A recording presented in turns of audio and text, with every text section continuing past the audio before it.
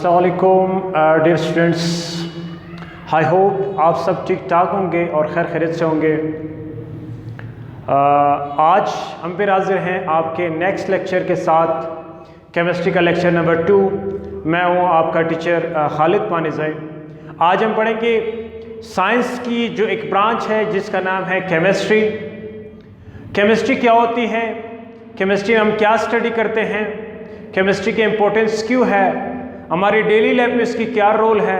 आज इन सारे क्वेश्चन के बारे में पढ़ेंगे और इनके जवाब देखेंगे, इनको डिस्कस करेंगे कि व्हाट इज़ केमिस्ट्री।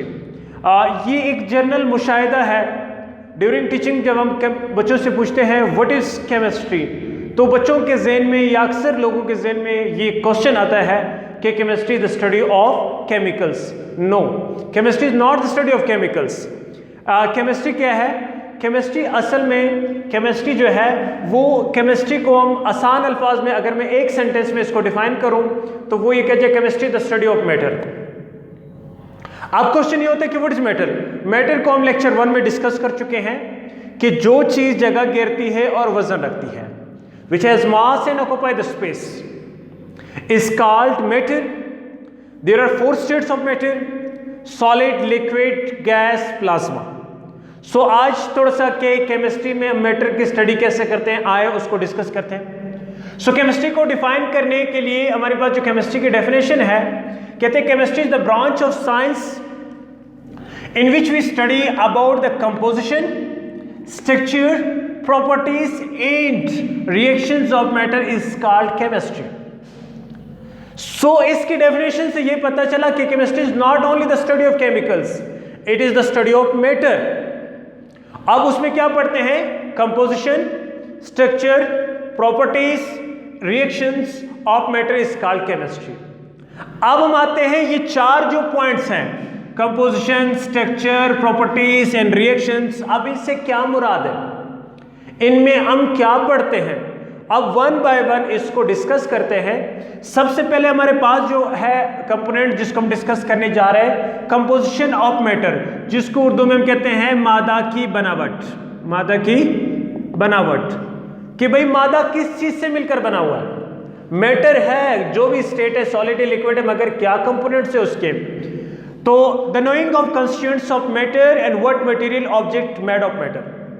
या तो हम ये कहते हैं कि उस मैटर के अंदर कौन कौन सी अज्जा है, कौन कौन सी ज़रात है, कौन कौन से कंपोनेंट्स है, कौन कौन से हिस्से हैं, उसको हम कहते हैं कंपोजिशन ऑफ मैटर।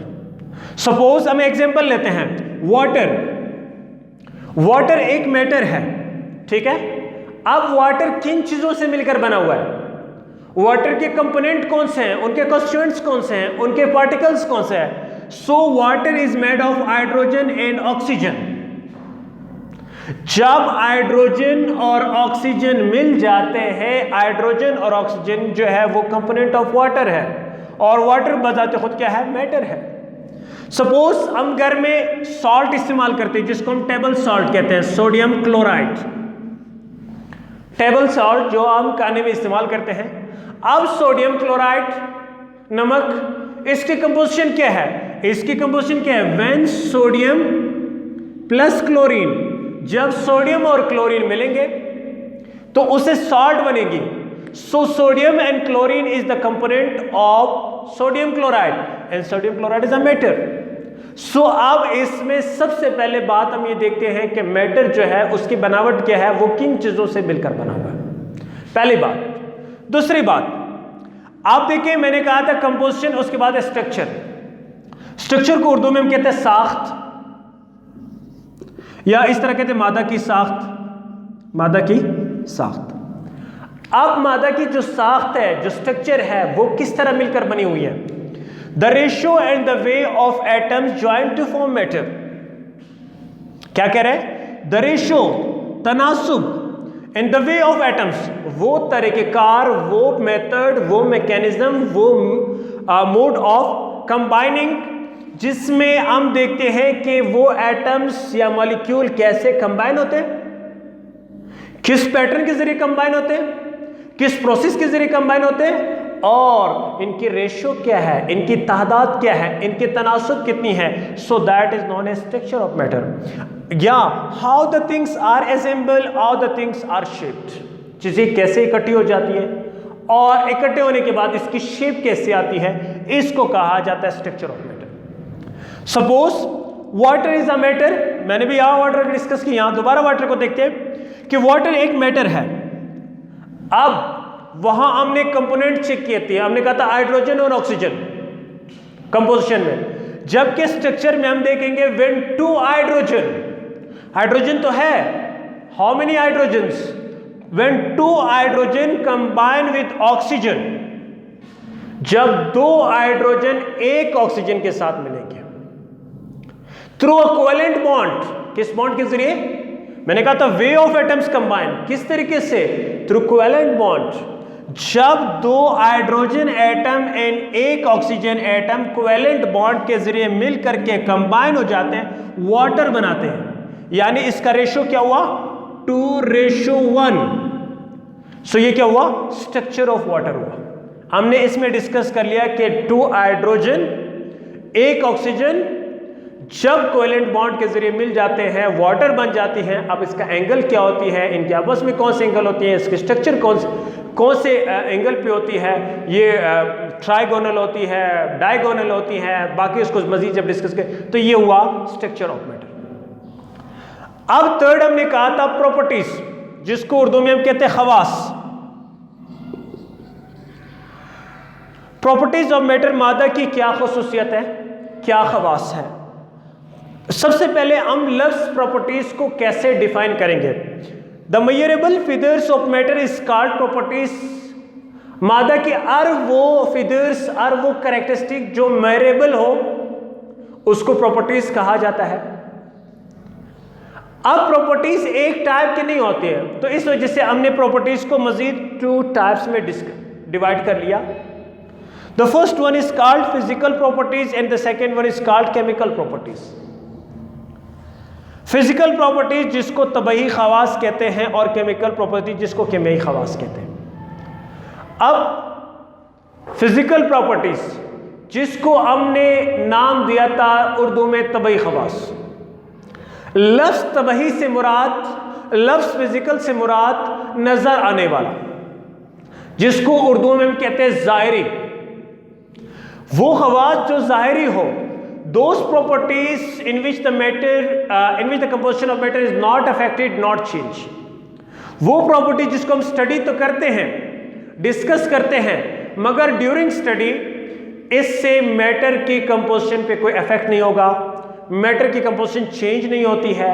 सो वो प्रॉपर्टीज जो जाहिरी होती है, जिसको हम फील कर सकते हैं विद और 5 सेंस के जरिए, हम उसको देख सकते हैं, महसूस कर सकते हैं, स्मेल कर सकते हैं, एयरिंग कर सकते हैं। सो वो प्रॉपर्टीज जो हम फील कर सके अपने 5 सेंसेस के जरिए, तो उस प्रॉपर्टीज को फिजिकल प्रॉपर्टीज कहा जाता है।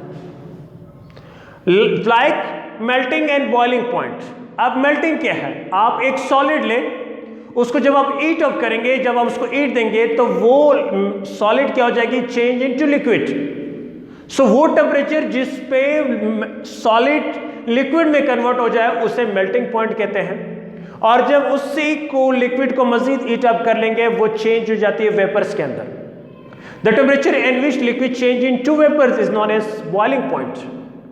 सो अब ये मेल्टिंग एंड बॉइलिंग पॉइंट में कंपोजिशन ऑफ मैटर अफेक्ट नहीं करती, कंपोजिशन ऑफ मैटर पे कोई इफेक्ट नहीं होता, चेंज नहीं होता। थर्ड टेस्ट, उसका जायका कैसे है, स्मेल, उसकी स्मेल किस तरह होती है, डेंसिटी जिसको हम कहते हैं मास पर वॉल्यूम, या मैं आसान अल्फाज में अगर आपको बता दूं जिसको हम कहते हैं बारीपन, कोई मैटर कितना बारी है, सॉल्युबिलिटी, अल्पजरी, वो वाटर में कितनी सोल्यूबल है जिसको हम पोलर सॉल्वेंट कहते हैं, और वो नॉन पोलर सॉल्वेंट में कितनी सोल्यूबल होती है उसको सॉल्युबिलिटी को देखते हैं, शेप क्या होती है, साइज क्या होती है। अब ये सारे प्रॉपर्टीज जो है, ये सब के सब जो है फिजिकल प्रॉपर्टीज है, इसमें कंपोजिशन ऑफ मैटर पे इफेक्ट नहीं होता। सो केमिकल प्रॉपर्टीज, केमिकल प्रॉपर्टीज में हमें सीरीज ऑफ एक्सपेरिमेंट की तरफ जाना पड़ता है। सीरीज ऑफ केमिकल रिएक्शन की तरफ जाना पड़ता है। ये हम फिजिकली उसको ऑब्जर्व नहीं कर सकते हैं। जब तक हम इसकी एक्सपेरिमेंट नहीं करेंगे, जब तक हम इसकी रिएक्शन नहीं करेंगे, हम इसको ऑब्जर्व नहीं कर सकते। So in this properties the composition of matter affected and changed. इस प्रॉपर्टीज में, केमियाई खवास में जो है वो मैटर अफेक्ट भी करती है, मैटर की कंपोजिशन अफेक्ट करेगी और मैटर की जो कंपोजिशन है वो चेंज भी हो जाती है। For example heat of combustion है, फ्लेमेबिलिटी है। जब हम फ्लेम टेस्ट करते हैं तो मेटल को बर्न कर लेते हैं तो उसके बर्निंग से उनकी शेप वगैरह चेंज हो जाती है। सो ये और बहुत सारे केमिकल प्रॉपर्टीज है, इसको डिस्कस करेंगे with the passage of time. So fourth हमने कहा था रिएक्शंस ऑफ मैटर। मैटर कैसा रिएक्ट करता है, क्या मुराद है रिएक्शन से? The mixing of two different substances to form new substance, या how atoms molecule react to form new compound. जब हम दो मुख्तलिफ चीजों को उठा करके मिलाते हैं, रिएक्ट करवाते हैं, उससे एक नया तीसरी चीज बन जाती है, उसे कहा जाता है रिएक्शन ऑफ मैटर। मैं आपको आसान सी मिसाल दूं, हम घर में दही बनाते हैं, जब आप दूध ले और उस दूध के अंदर थोड़ा सा लस्सी डाल दें, अब दूध अलग है, लस्सी अलग है, दो डिफरेंट सब्सटेंसेस है। जब हम इनको रिएक्ट करवाते हैं, इनको एक सुटेबल टेम्परेचर देते हैं, तो क्या बन जाती है? एक तीसरी नई चीज बन जाती है, दही जो बन जाती है। तो ये क्या हुआ? Reactions of matter. यानी इसमें क्या होता है कि एटम्स और मॉलिक्यूल मिल करके कैसे रिएक्ट करते हैं, उससे न्यू कंपाउंड कैसे बन जाते हैं। जैसे सोडियम और क्लोरीन, जब सोडियम क्लोरीन से मिलेगा, रिएक्ट करेगा, तो एक नई सब्सटेंस बनेगी सोडियम क्लोराइड। रिएक्शन में ये बात हमें याद रखनी है कि इस साइड को रिएक्टेंट कहलाता है, इसको प्रोडक्ट कहलाता है। रिएक्टेंट की जो प्रॉपर्टीज होते हैं, प्रोडक्ट में वो प्रॉपर्टीज नहीं होते, प्रोडक्ट में वो अपनी प्रॉपर्टीज को रिटेन नहीं कर पाता। तो ये चार चीजें थी जो हमने केमिस्ट्री की डेफिनेशन में पढ़ी थी कि केमिस्ट्री की डेफिनेशन क्या थी? Composition of matter, structure of matter, properties of matter and reactions of matter, जिसको वन बाय वन हम डिस्कस कर चुके हैं। आई होप आपको केमिस्ट्री का डेफिनेशन समझ आ गया। अब सवाल यह है कि why we study chemistry, what is the importance of chemistry in our daily life, what is the importance of chemistry in our life. Chemistry हम क्यों पढ़ते हैं, उसकी क्या इंपॉर्टेंस है। अब आते हैं नेक्स्ट हमारे टॉपिक इंपॉर्टेंस की जानिब। Study of raw materials such as oil, gas, petrol, जो भी है raw material, raw oil, petroleum वगैरह जमीन से जो निकलती हैं, इन सब की स्टडी जो है वो केमिस्ट्री में की जाती है। ये स्टडी है और raw material. Second, increase the yield of crops. ये क्या करती हैं? फसलों की जो पैदावार है उनको बढ़ा देती है। फसलें अच्छी खासी तैयार हो जाती हैं और वो बड़ी प्रोडक्टिव फसलें तैयार हो जाती हैं, उनकी प्रोडक्शन में काफ़ी ज़्यादा हासिल होती है बाय यूजिंग ऑफ फर्टिलाइजर। क्योंकि ज़मीन के अंदर जो कमज़ोरी होती है, उस न्यूट्रिएंट्स की कमी होती है, सो उस न्यूट्रिएंट को हम पूरा कर लेते हैं थ्रू फर्टिलाइजर के जरिए। या अगर उन फसलों पर कभी कीड़े मकोड़े जो है वो इंसेक्ट्स जब अटैक करते हैं उसको डैमेज करने के लिए, तो उनको उस कीड़ों से बचाने के लिए, उन मकोड़ों से बचाने के लिए हम इंसेक्टिसाइड्स और पेस्टिसाइड्स की स्प्रे कर लेते हैं। तो इंसेक्टिसाइड और पेस्टिसाइड की स्प्रे करने से वो फसल उन छोटे छोटे अशरात से बच जाती है, उन पेस्ट से, उस इंसेक्ट से बच जाती है, जिससे हमारी फसल की पैदावार महफूज हो जाती है और मार्केट में एक अच्छी खासी कीमत मिल जाती है। Number third, storage of food for longer period. अब क्या है, हम खुराक को महफूज कर लेते हैं कैन के जरिए, टीन के डब्बों के जरिए के अंदर, और मुख्तलिफ सारे पैकिंग होती है। जिस तरह आपके घरों में मिल्क पैकेट आती है और भी वो सारे फूड जो होते हैं जिसको हम स्टोर कर लेते हैं। अब ये ख़राब क्यों नहीं होती? पहले आप घर में अगर हमने खुला दूध एक दिन के लिए अगले दिन ख़राब हो जाती है, बट मार्केट में जो पैकिंग में आपको चीज़ें मिल जाती है वो ख़राब नहीं होती और एक लॉन्ग टाइम के लिए स्टोर होती है ड्यू टू द प्रिजर्वेटिव्स। एक ऐसे केमिकल्स है जिसको हम प्रिजर्वेटिव्स कहते हैं, जो नुकसानदेह नहीं है बल्कि उस खुराक को बैक्टीरिया की जो ग्रोथ है उसको रोकती है, और जिस बैक्टीरिया की ग्रोथ की वजह से खुराक को ख़राब नहीं होने देती। It is due to chemistry. Production of medicines, जितने मेडिसिन इस मार्केट में हैं जो फाइट अगेंस्ट डिजीज, बीमारी के खिलाफ लड़ रहे हैं, all over due to chemistry. सारे केमिस्ट्रिस्ट को हैंडल करे केमिस्ट्री, ये केमिस्ट्री की इंपॉर्टेंस है। इंपॉर्टेंट डेली केमिकल्स हमारे जिंदगी घरों में जितने डेली हम केमिकल्स डिफरेंट टाइप्स के केमिकल यूज़ करते हैं अपने डेली पर्पस के लिए, पेपर है, पेंट है, पिगमेंट्स है, ये सारे द प्रोडक्ट ऑफ केमिस्ट्री। अच्छा, household items such as plastic, rubber, synthetic fibre. अब हमारे घरों के अंदर सपोज कर लो इस बिल्डिंग के अंदर हम खड़े हैं, ये बिल्डिंग बनी है ईंटे और इसके बाद सीमेंट। अब सीमेंट क्या है? It is the product of chemistry जो हमारी ज़िंदगी में, हमारे डेली लाइफ में बहुत बड़ी इंपॉर्टेंस है। सिंथेटिक फाइबर्स, आज कपड़ा बहुत सस्ता और आज बड़ी अच्छी क्वालिटीज़ में अवेलेबल है ड्यू टू द केमिस्ट्री। यानी ज़िंदगी के हर फील्ड अगर आप उठा के देखें तो उसमें केमिस्ट्री का बहुत इंपॉर्टेंट रोल है और केमिस्ट्री बहुत इंपॉर्टेंट है। सो आज हमारा ये टॉपिक यहाँ पे कंप्लीट हो गया। आई होप आपको समझ आ गया होगा। सो मैं आपसे रिक्वेस्ट करूँगा कि इस टॉपिक से रिलेवेंट कोई क्वेश्चन है, कोई प्रॉब्लम है या कोई सजेशन आप देना चाहें तो प्लीज़ हमें ज़रूर व्हाट्सअप करें, हमें अपना फीडबैक ज़रूर दें, हमें इंतज़ार रहेगा आपके फीडबैक का। इंशाल्लाह दोबारा हाजिर होंगे नेक्स्ट लेक्चर के साथ। अल्लाह हम सब का अमी व नासिर हो। अल्लाह हाफिज़।